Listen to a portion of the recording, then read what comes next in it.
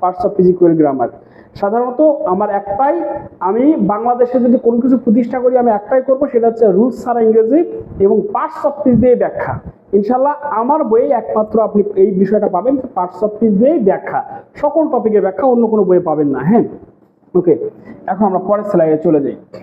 আর আরো কাজ আছে কিছু, যে এরপরে যে কাজগুলো হচ্ছে দেখো, যে আমরা প্রিপজিশন পারলে কি কি পারবো, কারেক্ট করতে পারবো, সেন্টেন্স কারেকশন। তার মানে প্রিপজিশনের অনেক গুণ আছে, প্রিপজিশনের গুণের খাতা টানলেও ছেড়ে না।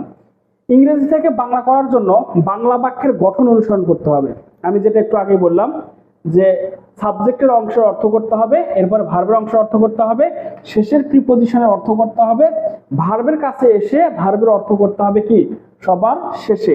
এখানে খেয়াল করো যে অ্যাডভার্ব, অর্থাৎ এখানে একটু এগুলো সুতে নিয়ম ছিল, যার ফলে চেঞ্জ হয়ে গেছে। যদি অ্যাডভার্ব অথবা অ্যাডজেক্টিভ কোনো সেন্টেন্সের মাঝে থাকে, সেগুলো অ্যাডজেক্টিভ যাকে মডিফাই করবে তার পাশেই ওই বাংলা অর্থটা বসাতে হবে। আর অ্যাডভার্ব যদি কোনো ভার্বকে বা কোনো অ্যাডজেক্টিভকে মডিফাই করে তার পাশে বসাতে হবে। আর যদি অ্যাডভার্বটা পুরো সেন্টেন্সকে মডিফাই করে তাহলে সেন্টেন্সের শেষে অথবা শুরুতে বসাতে হবে, তাহলেই হবে। ওকে, ক্লোজ যুক্ত বাক্যকে কি করতে হবে, আলাদা অর্থ করতে হবে।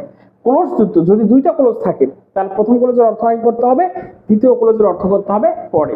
আমি আশা করছি এই অংশটুকু ক্লিয়ার। এখানে আমরা একটু খেয়াল করি, নেলসন ম্যান্ডেলা, দেখো Nelson Mandela guided South Africa from the shackles of apartheid, এটা আরেকটা বড় সেন্টেন্স ছিল, সেটা আমি ছোট করেছি। এখানে খেয়াল করো যে এই যে দেখো, এখানে প্রথমে সাবজেক্টের অংশ অর্থ করতে হবে। প্রথমে আমি অর্থ করেছি কার, নেলসন ম্যান্ডেলা, এটা হচ্ছে সাবজেক্ট। এরপরে কি বলেছে, বর্ণবাদের। এরপর শেষের প্রিপজিশন, মানে এই প্রিপজিশন থেকে অর্থ করেছি, খেয়াল করো এই প্রিপজিশন থেকে অর্থ করেছি বর্ণবাদের। এরপরে কি হয়েছে, যে শিকল থেকে এখন অর্থ করেছি এই প্রিপজিশন পর্যন্ত অর্থ। এরপরে খেয়াল করেন যে দক্ষিণ আফ্রিকাকে, কাকে, দক্ষিণ আফ্রিকাকে, অর্থাৎ এই যে এই অংশটুকু করেছি, যে আর কোনো প্রিপজিশন নাই। আর এখন কি করেছে লাস্টে, যে পরিচালনা করতেন, এই যে গাইডেড, এইটার অর্থ।